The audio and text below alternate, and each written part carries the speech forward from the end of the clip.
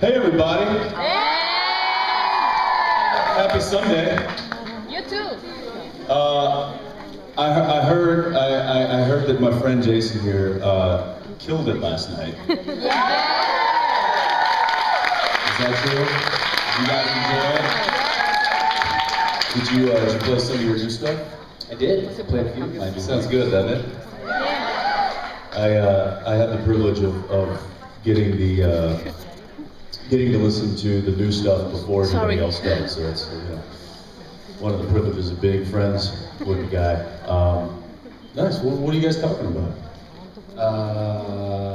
Music.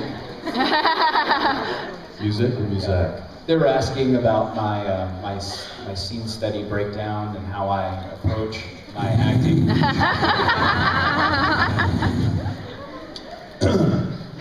Well, for a second. I'm sorry, I blacked out. What happened? Hey guys, by the way, can you guys do me a favor? I know this is Jensen's time, so I'm gonna leave soon. Will you guys stick around for him, please? Yeah, no problem. You know, as soon as He you walk works off hard. stage, they're all going to up and out. That's what I'm saying. Just stick around for this guy. He works hard for you guys. I would appreciate that. We'll try I really to. would.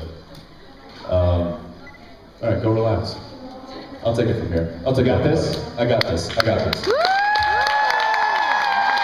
guys. Jason Vance, ladies and gentlemen.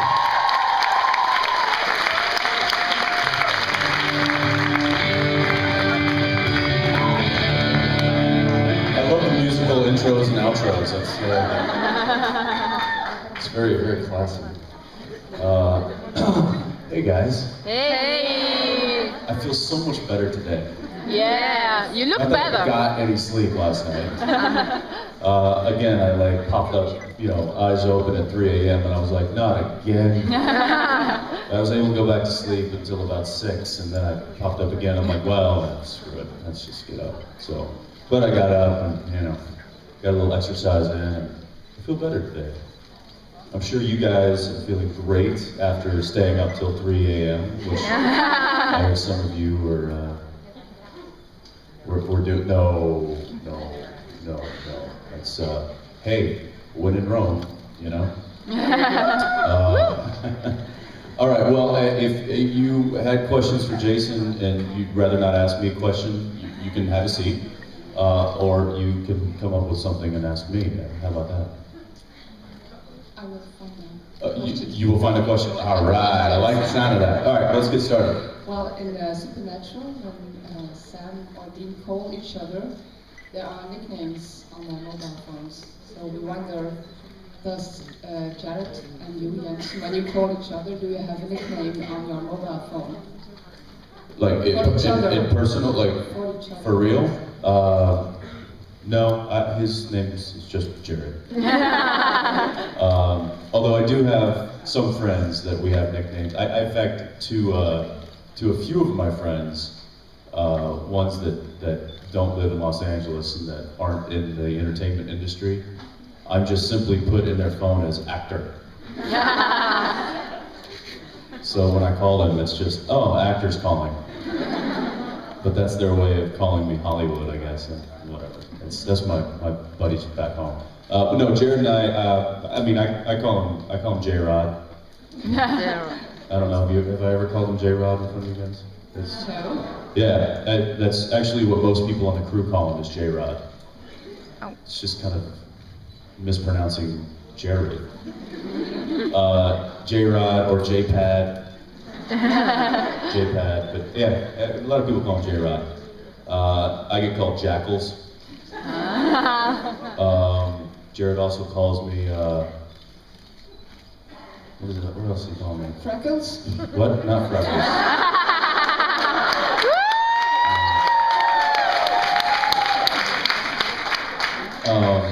Calls me Stack. Eh? Stack? I don't know. Like Stackles, but he shortened it to Stack for some reason. Shackles, he calls me sometimes. I don't know. We've been together way too long. Is what it boils down to. I mean, the fact that we're wearing the same color shirt today should. He showed up and he's like, I'm like, really? And he's like, dude, I brought two shirts, and I'm like, me too.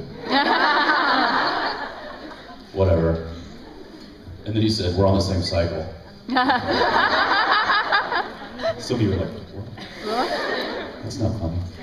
So anyway, yeah, that's those are some nicknames. Thank you. Thank you. Yeah. Hi. Hello. You've talked a lot about the technical side of your directing since you've been here. I'm wondering, what's the most fun thing about directing for you? Is it perhaps telling Jared what to do? No, because I tell Jared what to do anyway.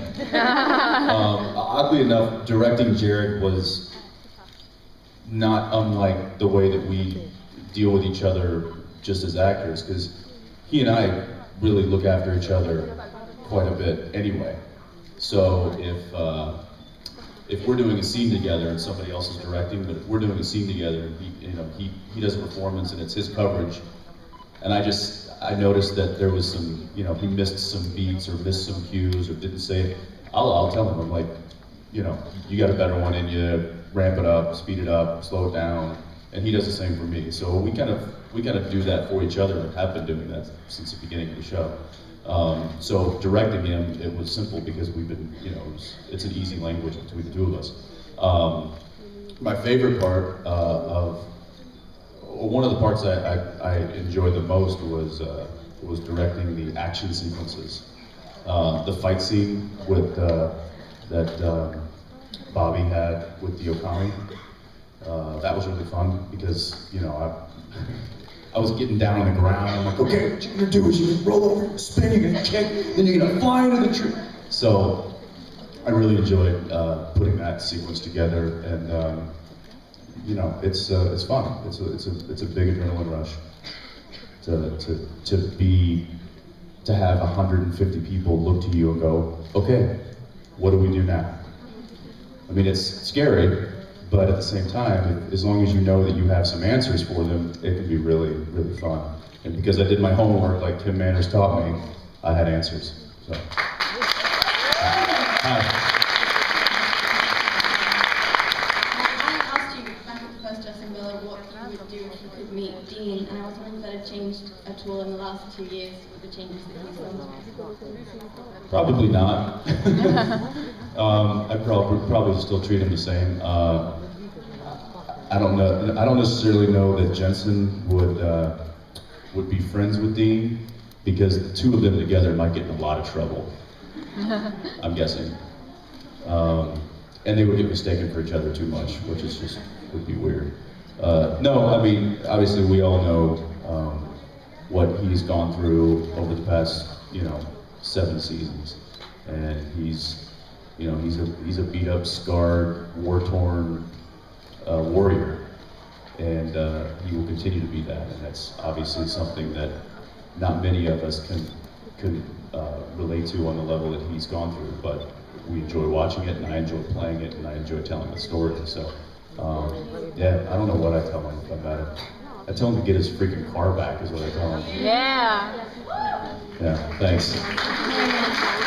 Hi. I'm sorry, I'm really scared, but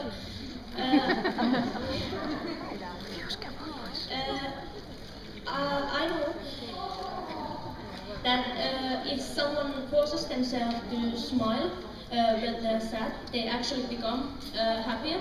So I was wondering that when you pretend to have all these depressing feelings all day, how do you shake it off? Very simple. As soon as they yell cut, we crack jokes. We keep it very light on set, and a lot of times we get kind of called pranksters. We're really not pranksters. We really don't come up with some elaborate prank. I mean, we have a couple times, but it's nothing. I think we more just kind of mess around a lot and have fun, and because the show can get really dark sometimes.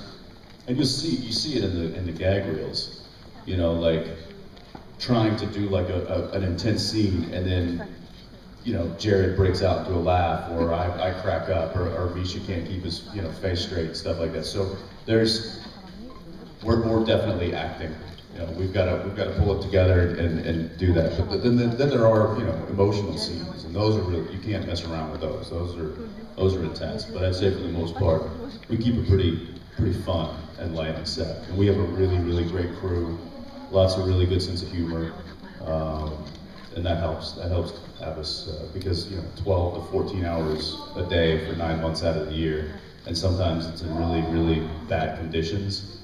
You gotta have fun. If you don't enjoy the people you're surrounded with, there's just no reason being there.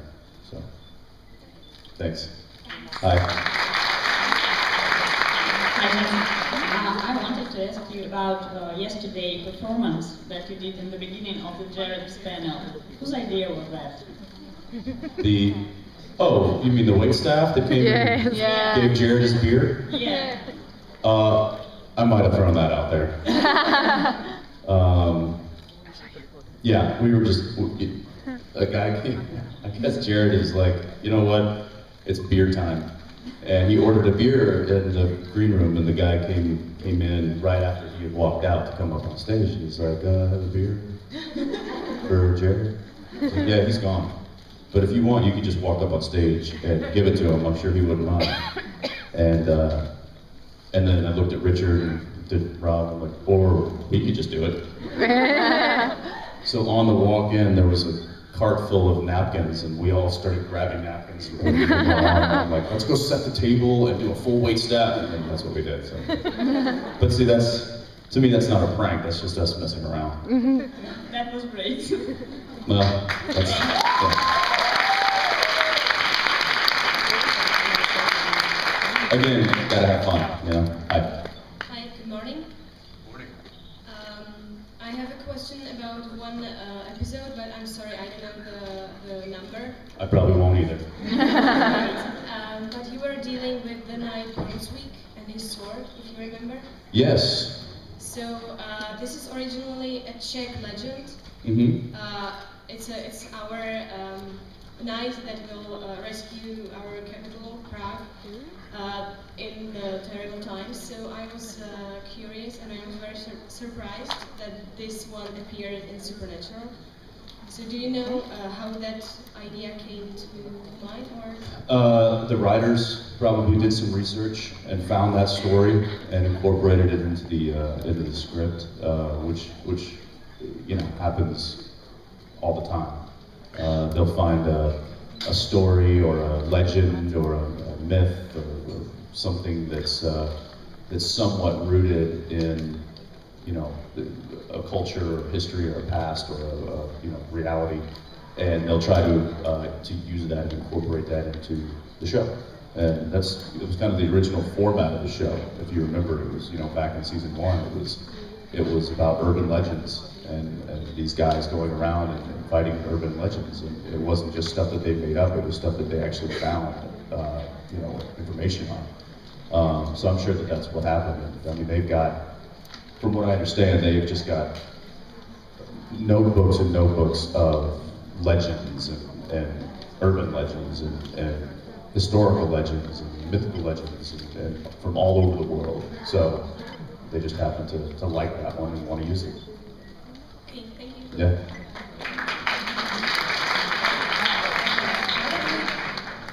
I would like to request you to repeat a part from Jensen during the nutcracker scene in Japanese Prague.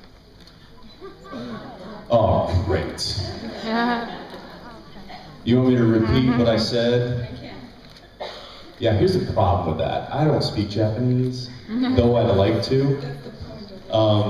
And I had someone there, actually Hiro, the guy that was playing the game show host, who was awesome, by the way. That whole, you know, Dean Winchester, Nutcracker champion! What was funny was.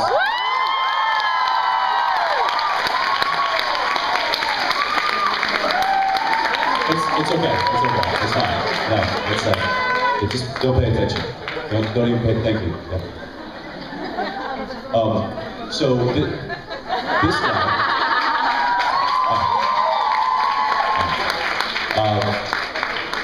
Hiro, who spoke Japanese, and was speaking. Amazing footwork, Richard. All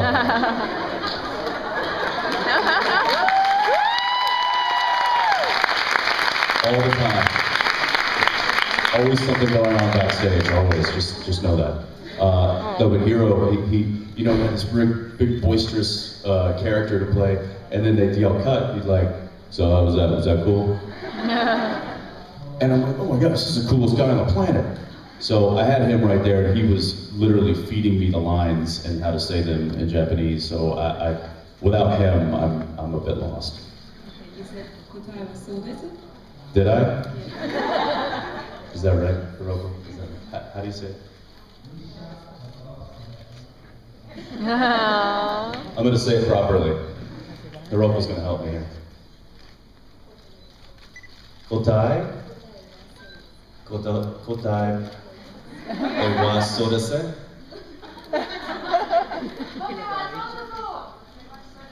Kotai wa so desu.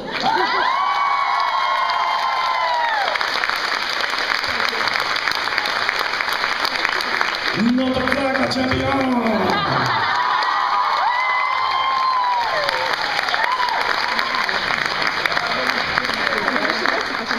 Okay. See, this is a problem with America and Americans, is that we're not exposed to as many languages as Europeans are, and it's trust me, it's, you know, it'd be nice if they spoke different languages in Wisconsin and in Kansas and in Florida and stuff, because then we'd be, you know, multilingual. But we're not, and we're lazy, and we speak English, and I apologize for that. But hey, like us or love us, those are your options. Hi. Hi. So yesterday Misha told us that Cass will be back, and you already filmed a couple of... He's lying, Cass is not back. Really, you want him back?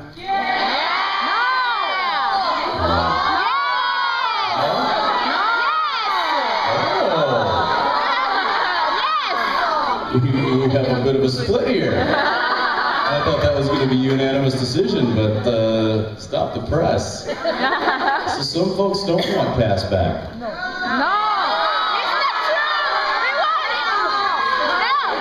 All right. We prefer the brothers. Over here. Yes, he is back for, but he's a little different. A little different. So it's not, is it Cass? It's not Cass. It's Misha. So there you go. Hey, we love Misha.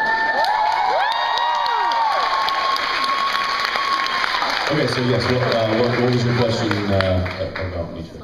Or Cass? Or whoever the hell is playing now? What do you wish the relationship between Dean and Cass will become? So I guess you know about it, could you... Well, the relationship between Dean and Cass is, I can tell you, because of what I just kind of told you, is that he's a little different. That's going to change the relationship. So if they ever get back to being, you know, the kind of war comrades that they were, I don't know. But right now, I think they're trying to put Cass back together. Aww. So. Yeah, how many characters have we had to put back together in the show? Thank you. Yeah, hi. If one day you will wake up in another reality as Dean Winchester, what should you do? Wait, say that one more time. If you wake up in another reality as Dean Winchester, what should you do? If I woke up as Dean Winchester in another reality, what would I do? I would get in the Impala, I would crank up the tunes, and I'd probably go to Las Vegas and go crazy.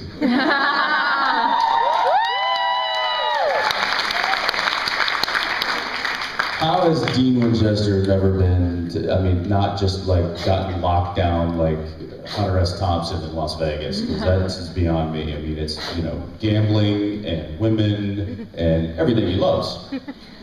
So, yeah, I don't know. I'd go have some fun. The poor guy never has any fun, you know? Yeah, so there you go. Thanks. Hi. Hi. I have no questions. I only want to tell you that I saw about 10,000 times your Eye of the Tiger performance. You're amazing. So you're the one. No. Thank you. Thanks. I'm still not quite sure how that happened. But thanks. Thanks for racking up the YouTube count on that one. Hi. I'm pretty sure everybody's groaning already because I've been collecting answers to that question since last year, and actually I'm just missing you and Jared now. Uh-oh. I'm No, scared. it's not a bad one. It's not a bad one. It's just I'm very musically minded, and I was wondering what kind of music do you listen to when you have a really, really shitty day?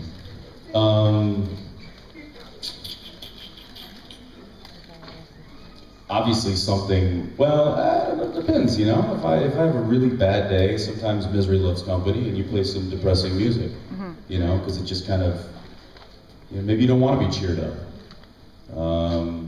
And I have those days. I think we all have those days. And sometimes I'd rather just, you know, sit on the couch and close my eyes and listen to something, you know, somber. You know, a lot of times, the next morning, then I'll put on something, you know. You know what always, not always, but I mean, there's a few kind of records that always kind of fire me up. You know, I've got a playlist from U2 that always kind of gets me going in the morning, and some, you know, Mumford & Sons, some Ray LaMontagne, you know, but then you go to the Black Keys and some of those guys, the Band of Horses. So I kind of, I'm all over the map with my music. It really depends on what I'm in the mood for. So yeah, I think that it's really a personal mood thing. But I agree with you. Music is a big part of my life as well. You know, sometimes I'll just sit down and I'll listen to JC's version of Hallelujah.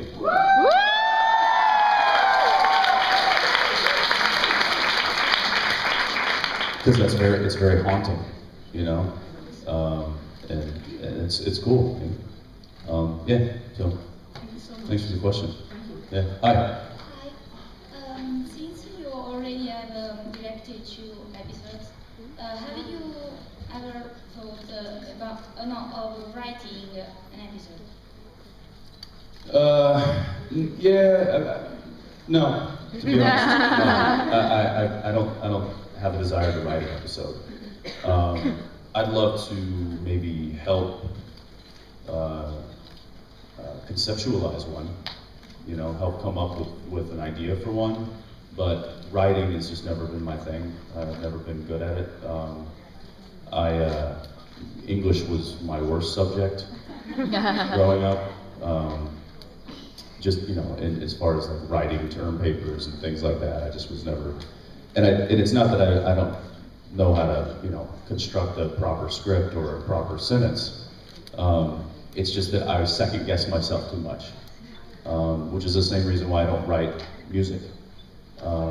Because I love to play music and I love to sing, you know, and to do that. But writing by myself, I'll write a line that I think is good, and I'll look at it and I'll be like, no, maybe it should be this way. No, maybe it should be this way. No, you know what? Forget it. I don't want to do this. And I think that'd be the same when I've tried to write scripts before, and it's the same thing. You know, I know what I want to say, but I second guess myself on how to say it, and I'm like, I need some help. I need somebody else to do this. So that's kind of where I'm at. Thank you. Yeah, thanks. Hi. I'd like to know, if you were a girl, which member of the cast of Supernatural cast would you like to date?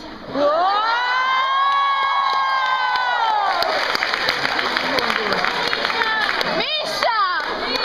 Sebastian! Misha! Jared! What kind of messed up question is that? Jared! Misha! Jared! Well, I think there's an obvious answer there.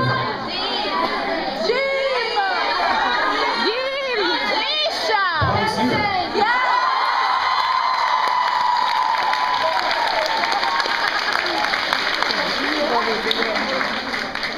No, I don't. I'm not going to answer that question. I'm not going to pretend to answer that question. But I will give you some information that you might be interested in. I don't know why. But if I was a girl, my name would actually be Holly. Just a little fun fact for you. Because they didn't know whether I was a boy or a girl until I was born. In fact, I wasn't named for 3 days. They couldn't decide on, my parents couldn't decide on a name. But they knew that if I was a girl, that I was going to be Holly. And then I came out a boy, and they're like, of course, great. Now we have to come up with a guy name. And they wanted a J, because my brother's name is Joshua. And they thought maybe Justin, and they were like, no, what's a little bit more original? And they found Jensen. And that's how I became Jensen. Sorry I didn't answer your question, but I'm not going there. Thanks. Yeah, hi. First of all, I want to thank you for all the emotions that you give us in every season of Supernatural. Thanks for paying attention. And the question is, if you have to give a compliment to Sam, not Jared, Sam, which compliment do you give him? How do you keep your hair so perfect?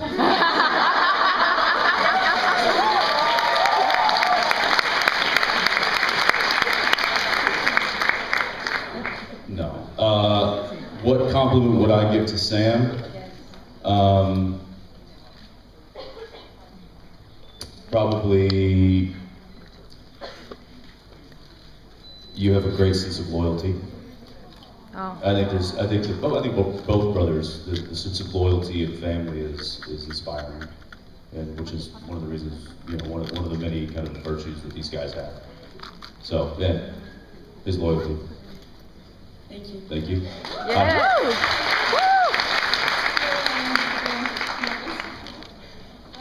I was wondering if you have a particular scene of Supernatural that is close to you for some reason. A particular scene of Supernatural that is close to me. I mean, there's a ton. There's emotional ones, there's funny ones, there's... Maybe, I don't know, something that reminds you of your life and that you find interesting or difficult to shoot.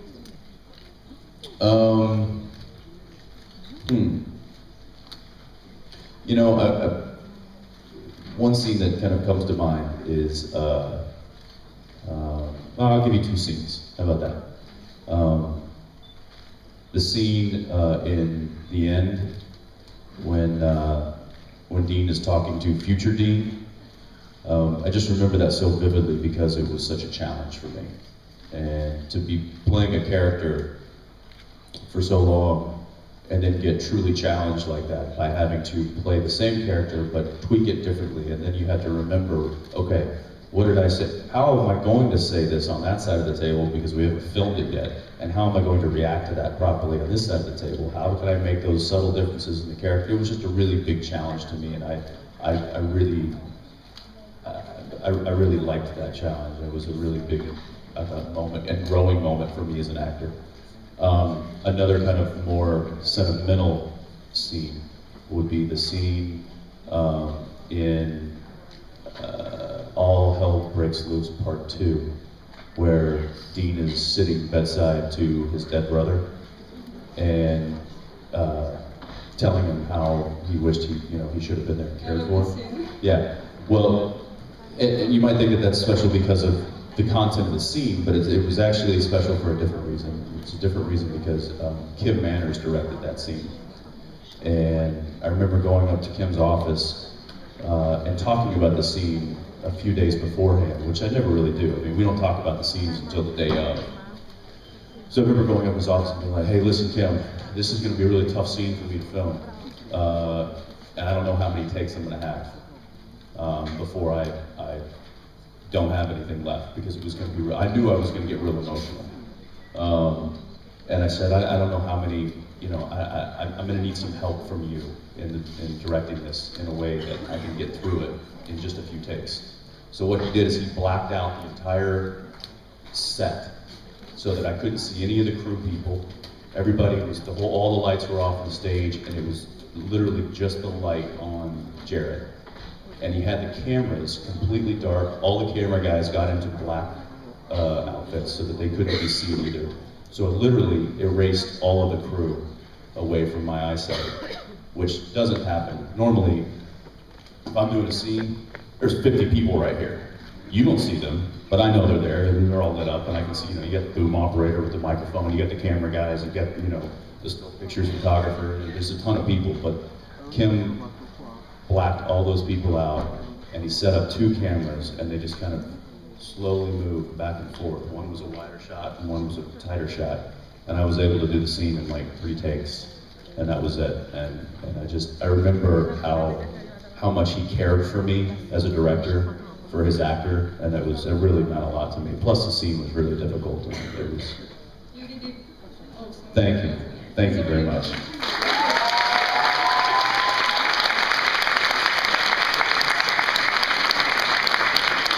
A couple of times yesterday you mentioned former colleagues and the projects that they're working on now, like Jeffrey Dean Morgan and David Nutter, and then you said you wanted to work with Josh Jackson again. And I was wondering just how closely you actually keep track of the career paths of the people that you have worked with in the past. Some I do. You know, I still chat with Josh. You know, we obviously fly on the planes together quite a bit, back and forth from Los Angeles to Vancouver, because he films up there as well. So he and I get to run into each other quite a bit during the filming year. Jeffrey Dean Morgan, I probably talk to him at least once or twice a month. You know, ask about his kid Gus and how they're doing, and he's got a cabin up in New York that he's been begging me to come and visit him. So maybe try to get up there when the show's done. Yeah, I definitely try to follow them and keep up, you know, with what they're doing. Maybe not necessarily what they're working on, but definitely their personal lives and stuff like that. How about Michelle Williams, since her career has just gone mental now? Yeah, she's outstanding. Yeah, I mean, she was really, she was a real just pleasure to work with when I worked with her. And I remember she was a little bit of, not an outsider, but she didn't, that whole Dawson's Creek cast was, you know, they grew up together on that show. They were just kids when they started shooting. And it was really kind of high school in that kind of cliquish sense. But Michelle was kind of her own, kind of went to the beat of her own drum. And she didn't really, you know, fraternize too much and do the gossip thing, which I respected. And she kind of kept me at an arm's distance there when I first started working with her. And I was like, that's cool, I respect that. You know, she doesn't need to like make me feel all happy and welcome and stuff. And we're professionals and here to do a job, and we'll do a job, and we work well together. And I'll never forget, after a few episodes of working together, she's like, okay, I'm ready to take you out. And not like on a date, just like, okay, like, I'm ready to show you the town and be your friend. I was like, oh, okay, sweet. And she was like, meet me at this coffee shop, you know, tomorrow afternoon. I was like, all right, I'll be there. So we met, and she's like, I'm gonna take you to my favorite place in the city. This is in Wilmington, North Carolina, a really cool, small little town. And she took me to this little record shop. And I remember she was just like, follow me. And we started walking down the aisles of this record shop, and she was like, you need this one? And this one?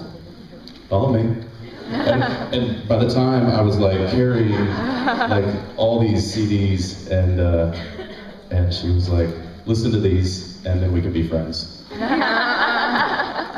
And after that, we had a really good relationship. She was really cool, and unfortunately, you know, you know, that was 10 years ago. So I haven't seen her or talked to her in a long time, but I'm sure if I did, it'd be a big hug. Yeah. Thanks. Yeah, I haven't thought about that in a long time. Hi. I remember you once said that you watched some episodes of How I Met Your Mother. Is it true? Yeah. So since Barney Stinson and Dean Winchester are two of my favorite characters, even if they didn't... You like the womanizers, huh? Yeah, but Where's Sebastian? Kidding. it's a pity. But could you say something, a typical line of Barney? A typical line of Barney? Barney. Yeah, that's, yeah, the whole legend, wait for it. Dairy.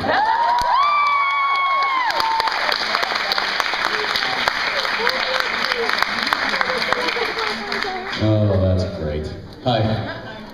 I was wondering, you played Dean for so long. When you're not talking, do you sometimes catch yourself doing or saying Dean things? What? Oh yeah, yeah. She asked, because I've been playing Dean for so long, sometimes when I'm not working, do I catch myself acting like Dean, right?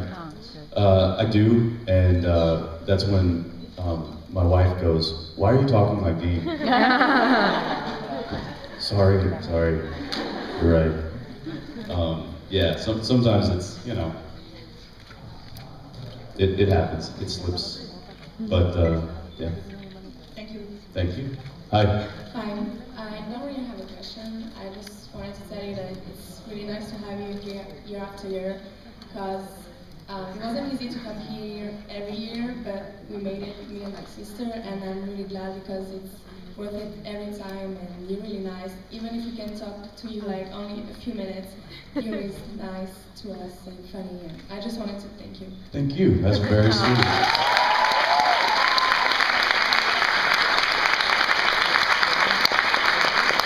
Well, I will say that it is a pleasure. I mean, there's a reason we keep coming back, and it's, you know, because of people like you, and all of you, and we love seeing your faces. And love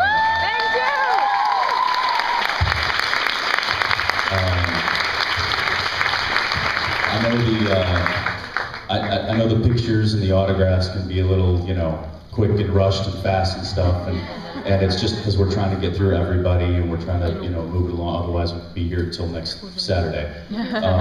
But I know you don't know. But I will say that sitting here and getting to talk to you guys is really a joy for me, and I thank you for your interest in what we do, and I just know that it really it makes us feel really great that we have such an awesome fan base. So thank you guys.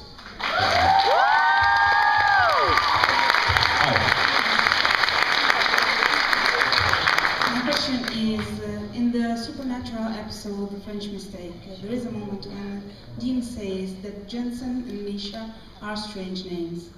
Now, I just want to know if you like your name, and what is your favorite name, if you have one?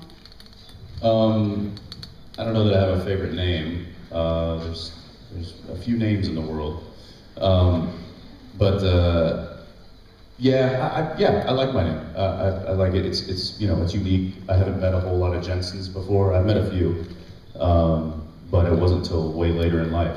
For the longest time, probably until I was about 18 years old, I'd never even heard of another Jensen. And I'd say growing up, it was a little difficult, just because people were like, "Wait, well, what? Jason? Justin? Who?" So, growing up, it was, there were some moments, and I was like, ugh, it's Jensen. Jenson? No, not Jensen. Never mind, just call me Justin. So, a lot of times when you, like, if you go to a coffee shop or something, and they're like, "Okay, and what's your name?" And they ask your name, I never say Jensen. I always say Jay. I just give them Jay. Because it's easy, and I know that they won't be like, "Wait, what? How do you spell that?" But yeah, I do like the name, and it's it's unique, and it's original, and It's my name. It's me. Thank you. Yeah. Hi. Yesterday, Misha said that the scene where Dean gives the trench coat to Cass is romantic and gay. I'd like to know what you think about it. The scene where Misha or Dean gives the trench coat Cass back. Oh, that was such an awkward scene. Is Misha behind me? I'm sure he is, because things just got really awkward. Yeah, that was a really awkward scene. In fact, Misha and Bob Singer was directing that episode, and we were crying, laughing at how ridiculous the fact that I had his jacket nicely folded in the back of the car, and not the Impala, a stolen car. And I'm like, what?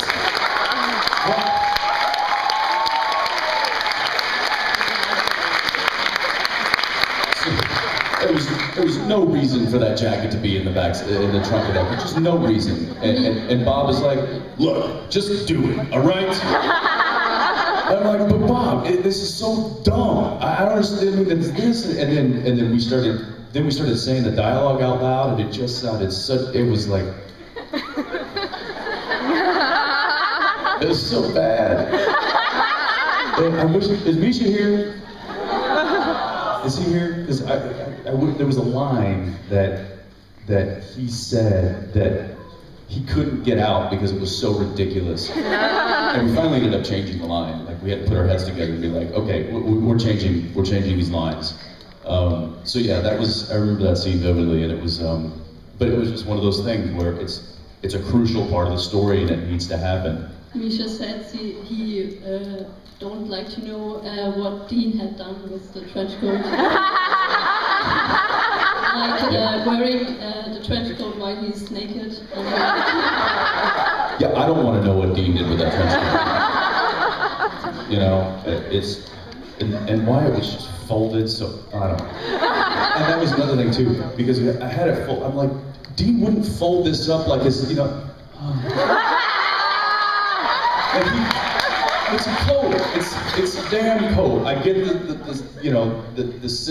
the symbol of it and what it represents. And it's Cass's coat and this and that.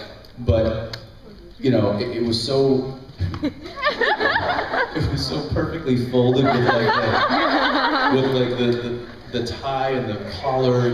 And Bob's like, can you present it like, so we can see what it is? And I'm like, no. No, I can't. Oh, gosh. So know that we have problems shooting some scenes sometimes. And it's not all, you know, easy going. But yeah, that was a fun scene. We love it. Thank you. Thank you. All right, fortunately we got time for one more question. Hi. I wanted to ask you, if you had to go to an isolated place and you could take with you only one song, one movie, and one book, what would it be? You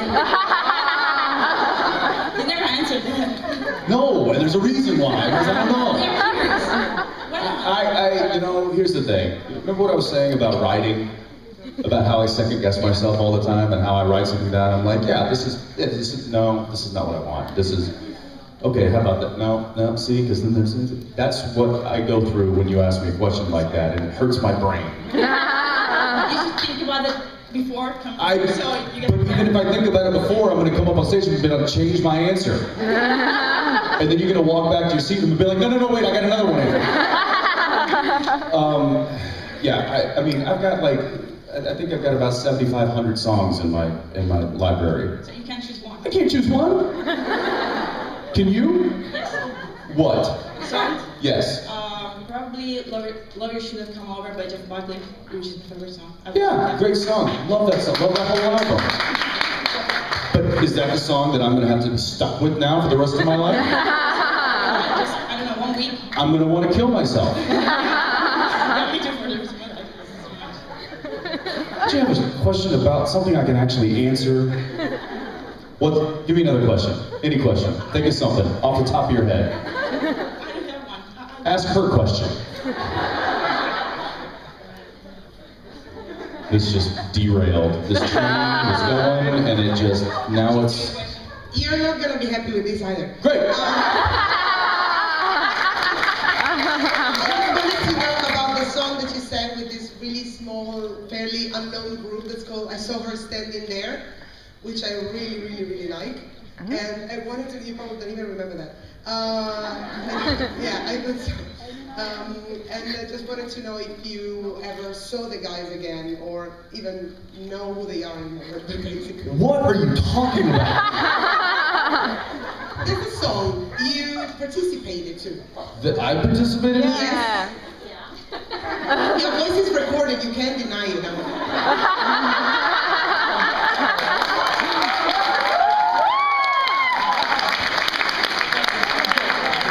My voice was recorded? Yes. Was I recorded? Yes. My face? No. No. How do you know it's me? Come on. You have a pretty particular, unique voice. That's not true. I sound like many different people. No, you don't. Many. Like who? What? This sucks.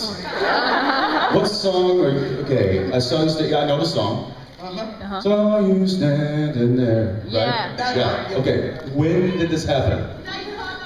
What? Days of our lives. Days of our lives? Yeah. You want me to remember something that happened 14 years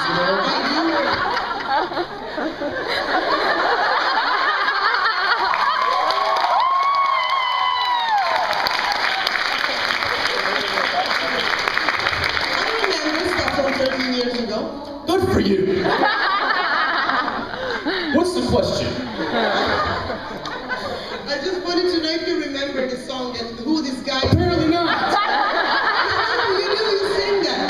You just sang a piece. Yeah, I know this. Obviously, I know the song. Exactly. Who doesn't? But no, I don't remember singing it. Nor do I remember singing it with anybody. Was it karaoke? No. It's an actual record. Because there was a few times when I had a little too many and I went karaoke. I knew it would come back to haunt me. I just knew it. I don't know, it's an actual record. I have no idea if it's an actual karaoke recording and they just sold it piracy. Lord, I apologize. We love you, Jensen. All right, thank you guys. All right, love you guys too.